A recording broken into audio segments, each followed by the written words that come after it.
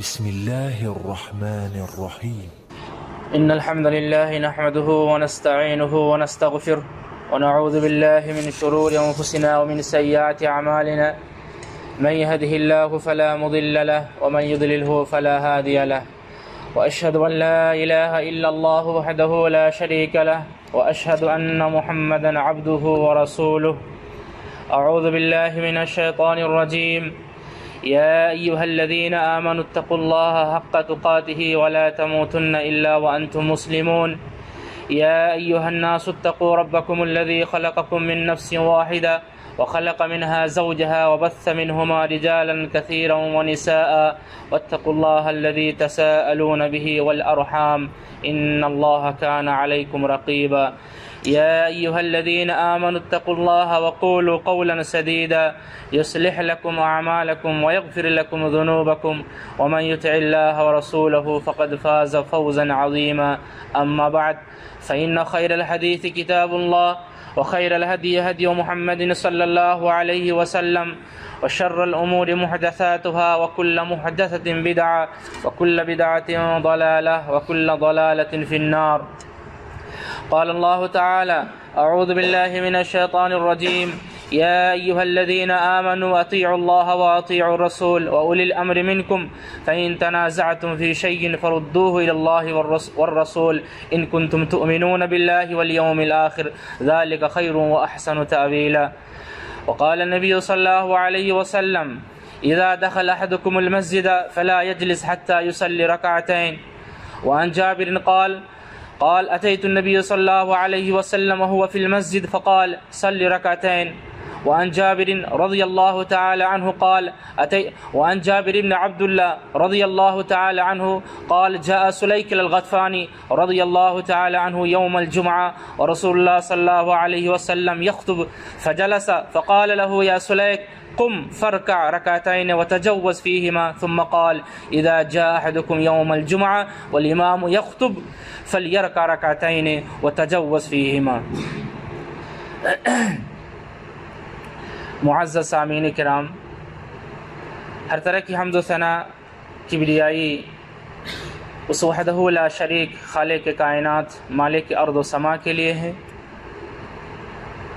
پھر اس کے بعد لاکھوں کروڑوں درود و سلام نازل ہو اس ہستی اقدس و مقدس پر جن کا نام نامی اسم گرامی محمد رسول اللہ صلی اللہ علیہ وسلم. دوستو، گزشتہ جمعہ میں نے ایک مسئلہ بیان کیا تھا. اگر دوران اذان کوئی خاص کر کے جمعہ کے دن جمعہ کے وقت آئے تو وہ اذان کا انتظار نہ کریں بلکہ 2 رکعت سنت شروع کر دیں. غیر اس کے کہ آپ ظہر میں آئے، عصر میں آئے، مغرب میں آئے، عشاء میں آئے، فجر میں آئے، اس وقت آپ اذان کا انتظار کریں. اسی کڑی میں اگر آپ امام خطبہ دے رہے ہیں، یعنی اس وقت اگر آپ آ رہے ہیں تو کیا کریں گے؟ کہ آپ بیٹھ جائیں گے یا 2 رکعت سنت پڑھ کے بیٹھیں گے؟ اکثر ہم ہندوستان، پاکستان، بنگلہ دیش میں دیکھتے ہیں کچھ مسجد میں بیٹھ جاتے ہیں، کچھ مسجد میں 2 رکعت سنت پڑھ کے بیٹھتے ہیں. یہاں پر ہم دیکھتے ہیں حرمین کے اندر، مکہ مدینہ کے اندر اور سعودی عرب کے دیگر مساجد کے اندر 2 رکعت سنت پڑھ کے بیٹھتے ہیں. ہم اہل ایمان ہیں، مومن ہیں. مومن کی شان یہ ہے کہ جب اللہ اور اس کے رسول کی بیان آ جائے، یعنی فرمان مصطفیٰ آ جائے، تو مومن کبھی تنگ دلی کا شکار نہیں ہوگا، کبھی اضطراب نہیں کرے گا، بلکہ ایک ہی لفظ مومن کہے گا: آمنا وصدقنا. ہم نے اللہ تبارک و تعالیٰ کی باتوں پر ایمان لایا اور رسول کریم صلی اللہ علیہ وسلم کی باتوں پر ایمان لایا. یہی تو ایک مومن کی شان ہے جس کو اللہ تبارک و تعالیٰ نے بیان کیا. آپ سورہ نساء پڑھیے، آیت نمبر 59. یا ایھا الذین آمنوا اطیعوا اللہ واطیعوا الرسول. اے لوگ جو ایمان لائے ہو. یہاں پر اللہ تبارک و تعالیٰ مومن کے لیے بیان فرمایا کہ مومن کبھی تنگ دلی کا شکار نہیں ہوگا. مومن جو بھی ہوگا وہ فرمان مصطفیٰ صلی اللہ علیہ وسلم کو اپنی سراخوں پر مانے گا. تو یا ایھا الذین آمنوا، اے لوگ جو ایمان لائے ہو، اطیعوا اللہ واطیعوا الرسول، اللہ اور اس کے رسول کی اطاعت کرو، وَأُولِي الْأَمْرِ مِنْكُمْ، اور اپنے بیچ میں جو اہل علم ہے ان کی باتوں کو مانو، فَإِن تَنَازَعْتُمْ فِي شَيْءٍ، ہاں اگر کسی چیز میں اختلاف ہو جائے، کسی چیز میں اگر اختلاف ہو جائے، فَرُدُّوهُ إِلَى اللَّهِ وَالرَّسُولِ، اس اختلاف کو اللہ اور اس کے رسول کی طرف لے جاؤ، یعنی کتاب اللہ کی طرف لے جاؤ اور سنت نبی کی طرف لے کے جاؤ، ان کنتم تؤمنون، اگر تم ایمان لانے والے ہو اللہ تبارک و تعالیٰ کے اوپر، والیوم الآخر، اور آخرت کے اوپر۔ تو مومن اگر کسی چیز میں آپس میں اختلاف ہو جائے، کسی مسئلے میں اختلاف ہو جائے تو تردد نہیں کرے گا، فوراً مومن رجوع کرے گا اللہ تبارک و تعالیٰ کی کتاب اور رسول کریم صلی اللہ علیہ وسلم کی حدیث کے اوپر۔ اب آئیں اس مسئلے میں، یعنی اس وقت اگر کوئی مسجد کے اندر داخل ہو تو وہ کیا کریں، اور عام حالات میں جب کبھی بھی، یہاں تک کہ جو مکروہ اوقات ہے، ہمیں معلوم ہے کہ سورج جب نکلیں، سورج جب بالکل آپ کے سر کے اوپر ہو، سورج جب غروب ہو جائے، اس وقت بھی اگر آپ مسجد کو آئیں تو کیا کریں، اور اس وقت یعنی خطبہ کے دوران اگر آپ آئیں تو اگر آپ مسجد کو آئے تو کیا کریں۔ چلیں صحیح بخاری کی طرف۔ صحیح بخاری حدیث نمبر 444، 1163، اور صحیح مسلم 1687، 1688۔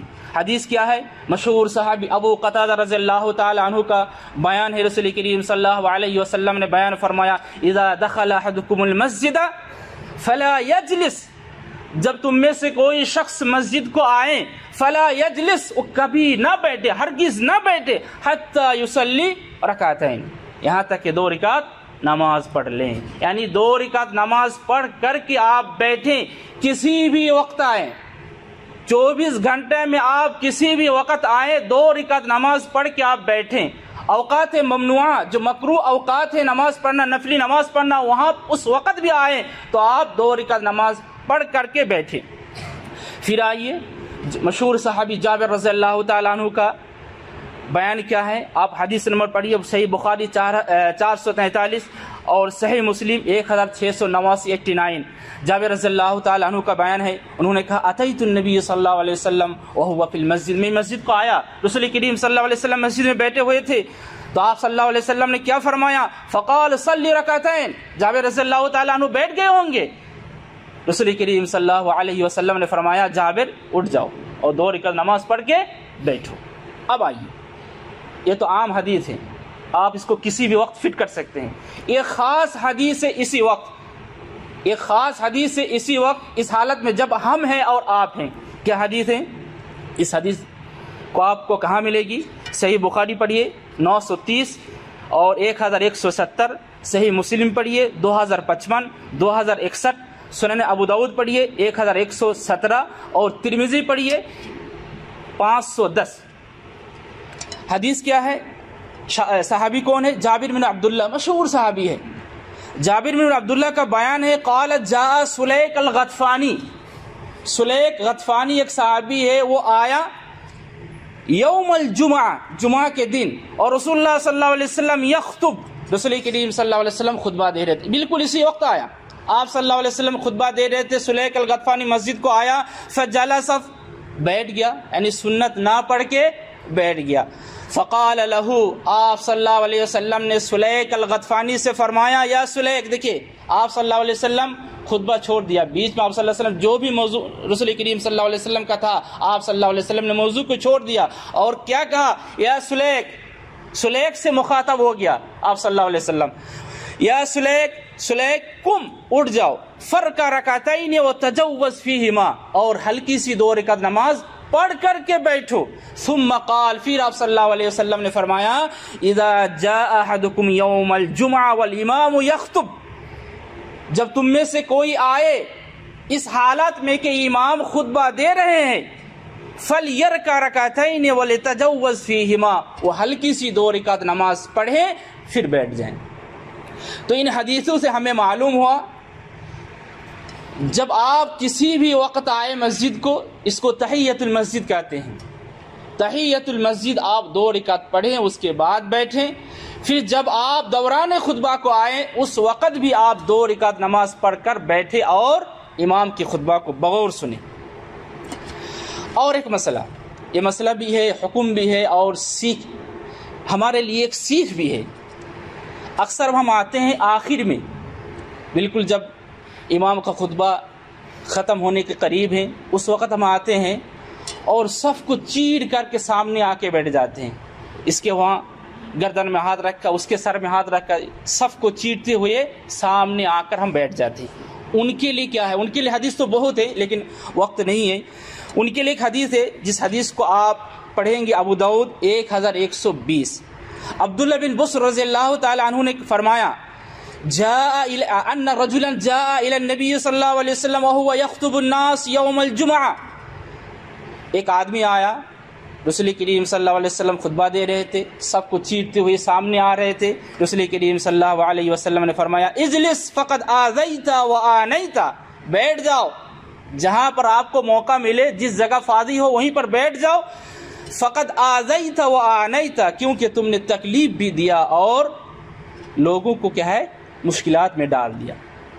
ایک تو کیا ہے آپ خود تاخیر میں آئے، اپنے آپ کو تکلیف میں ڈالا، اور صف کو چیرتے ہوئے آگے آ رہے ہیں، اس سے لوگوں کا جو ایک امام کی طرف اشارہ ہے، امام کی طرف ایک متوجہ ہے، آپ نے اس متوجہ کو توڑ ڈالا۔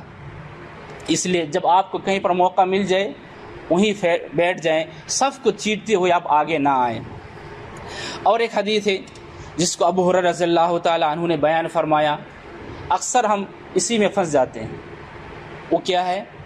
ایک تو ہم مسجد آتے ہیں، خود بات نہیں کرتے ہیں، اس لیے کہ ہمیں معلوم ہے کہ رسول کریم صلی اللہ علیہ وسلم نے دوران خطبہ بات کرنے سے منع فرمایا، لیکن اگر کوئی بات کرتا ہے تو ہم اس کو منع کرتے ہیں، بھائی چپ ہو جاؤ، جمعہ کو وقت دیکھو امام خطبہ دے رہے ہیں۔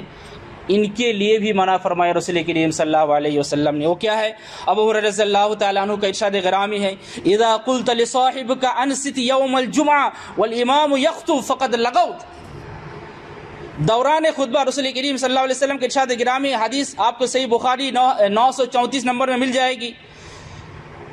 تم میں سے جب کوئی مسجد آئے، امام خطبہ دے رہے ہیں اور کوئی آپس میں بات کر رہے ہیں، کوئی آپس میں بات کر رہے ہیں، اور اگر آپ یہ کہہ رہے ہیں کہ چپ ہو جاؤ، فقد لغوت، تو ایک تو انہوں نے اپنے خطبہ کو، انہوں نے اپنے جمعہ کو ضائع کر دیا، اپنے جمعہ کو باطل کر دیا۔ فقد لغوت، تم نے بھی باطل کر دیا، کہ ان کو منع کیا کہ بس چپ ہو جاؤ، جمعہ چل رہا ہے، امام خطبہ دے رہے ہیں، تو تم نے بھی اپنے جمعہ کو باطل کر دیا اپنے اس بیہودہ طریقے سے۔ تو ایک جو باتیں کر رہے ہیں ان کا عمل تو بیہودہ ہے، خلاف سنت ہے، لیکن آپ ان کو یہ نہ کہیں، اشارتاً ہو سکتے کہہ سکتے ہیں، لیکن زبان سے نہ کہیں کہ چپ ہو جاؤ جمعہ چل رہا ہے۔ تو یہ سب مسئلہ ہے، اس مسئلے کو ہمیں جاننے کی ضرورت ہے۔ اللہ تعالیٰ سے دعا ہے اللہ تعالیٰ ان مسئلے کو پر عمل کرنے کی توفیق عطا فرما۔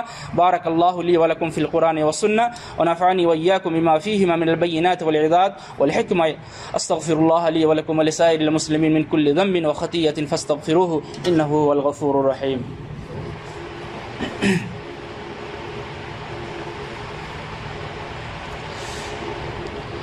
إن الحمد لله نحمده ونستعينه ونستغفره ونعوذ بالله من شرور أنفسنا ومن سيئات أعمالنا من يهده الله فلا مضل له ومن يضلله فلا هادي له وأشهد أن لا إله إلا الله وحده لا شريك له وأشهد أن محمدا عبده ورسوله أما بعد فإن خير الحديث كتاب الله وخير الهدي هدي محمد صلى الله عليه وسلم وشر الأمور محدثاتها وكل محدثة بدعة وكل بدعة ضلالة وكل ضلالة في النار. قال النبي صلى الله عليه وسلم نهى عن الحبوة يوم الجمعة والإمام يخطب.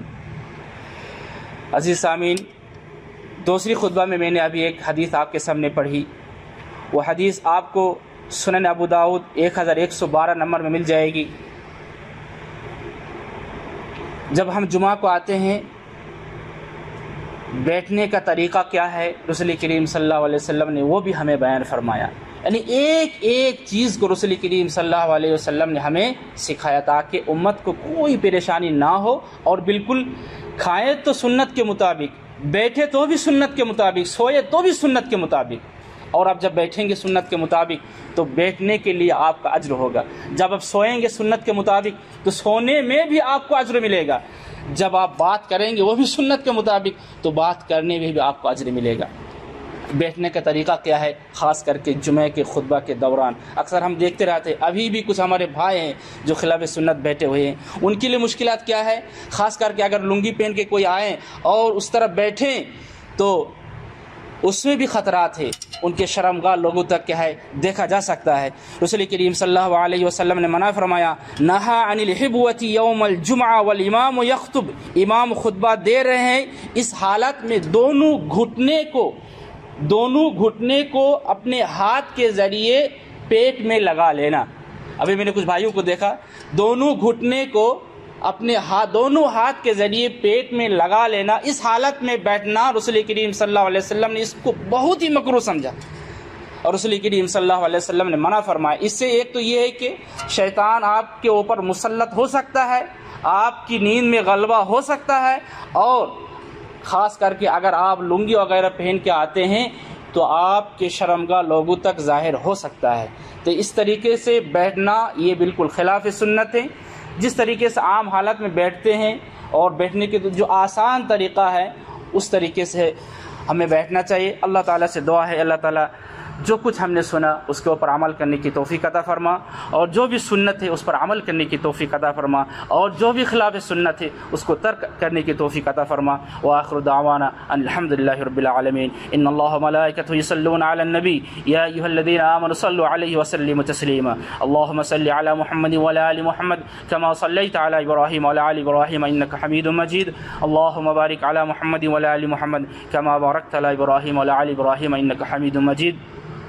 ربنا لا تزغ قلوبنا بعد إذ هديتنا وهب لنا من لدنك رحمة إنك أنت الوهاب. ربنا آتنا في الدنيا حسنة وفي الآخرة حسنة وقنا عذاب النار.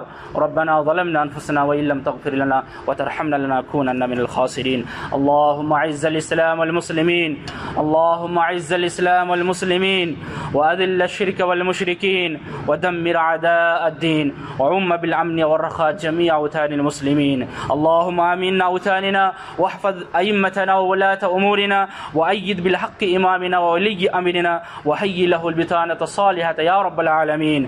اللهم ادفع عنا الغلاء والربا والزنا والزلازل والمحن وسوء الفتن ما ظهر منها وما بطن عن بلدنا هذا خاصة وعن سائر بلاد المسلمين عامة يا رب العالمين. اللهم اعتقنا من دق الذنوب وخلصنا من شر النفوس وباعد بيننا وبين الخطايا وأجرنا من الشيطان الرجيم. اللهم ارحم موتانا واشف مرضانا وفك أسرانا وانصرنا على من أعدانا. عباد الله إن الله يأمر بالعدل والإحسان وإيتاء ذي القربى وينهى عن الفحشاء والمنكر والبغي يعظكم لعلكم تذكرون. فاذكروا الله العظيم الجليل يذكركم واشكروه على نعمه يزدكم ولذكر الله أكبر والله يعلم ما تصنعون. وأقيموا الصلاة.